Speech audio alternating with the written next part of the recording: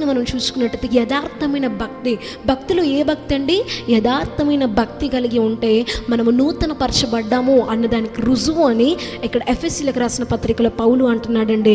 యథార్థమైన భక్తి వేరు, ఇంకా పైన భక్తి అనేది వేరు. యథార్థత అంటే ఏంటంటే హృదయపూర్వకంగా ఉన్నది ఉన్నట్టు మనము ఆయనతో గడిపినట్టయితే, ఉన్నది ఉన్నట్టుగా హృదయ లోతుల్లో నుండి ఆయన భక్తి చేసినట్టయితే మన జీవితంలో ఒక నూతనమైనది వచ్చినట్టేనండి. హల్లెలూయా.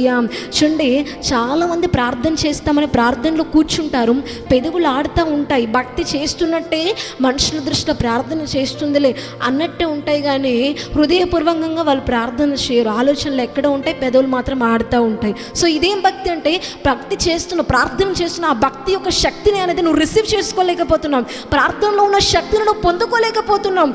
మనుషులు చూడడానికి భక్తి చేస్తున్నట్లే, మనుషులు చూడడానికి ప్రార్థన చేస్తున్నట్టే, కానీ పెదవులు ఆడుతున్న భక్తి అది. ఆ యొక్క శక్తిని ఆశ్రయించిన భక్తి అనేది నీవు చేస్తున్నట్టు ఇక్కడ దేవుని వాక్యం అసలు. అందుకే మనం ప్రార్థన చేసేటప్పుడైనా, పాటలు పాడేటప్పుడైనా దేవుని సన్నిధిలో నీకు అప్పగించిన పరిచర్య బాధ్యత అది ఏదైనప్పటికీ అది నువ్వు చేస్తున్నప్పుడు అది హృదయంలో నుండి రావాలండి. హల్లెలూయా. నాకెందుకు ఇదంతా నేను చేయాల్సిన అవసరం ఏంటి అని మనుషులు చూస్తున్నట్టయినా అలాంటి ఫీలింగ్తో నువ్వు చేసావనుకోండి, ఆ భక్తికి రిజల్ట్ అనేది ఉండదు. అందుకే మన భక్తి ఎలా ఉండాలంటే యథార్థంగా హృదయపూర్వకంగా ఉండాలండి. హల్లెలూయా. భక్తి చేసి దాని శక్తిని ఆశ్రయించకపోతే మనం బ్రతికుండి మృతమైనట్టే. అందుకే నువ్వు చేసే ప్రార్థనలో నా ప్రార్థన దేవుని దగ్గరికి చేరుతుందా, నిజంగా నేను దేవుని దగ్గరికి చేరే ప్రార్థన చేస్తున్నాను పరిశోధించుకునే ప్రార్థన చేయాలి. అంతేగాని పెదవుల ప్రార్థన, పెదవుల పాటలు ఇవి పాడకూడదు, ఇలా ఆరాధన చేయకూడదు.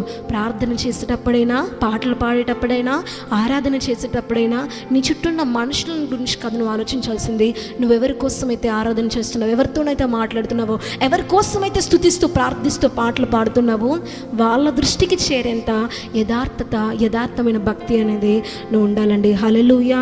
అలాంటి ఒక భక్తిని చేసినట్టయితే నీ జీవితంలో నూతనమైన జీవితం అనేది ఆరంభించబడ్డది.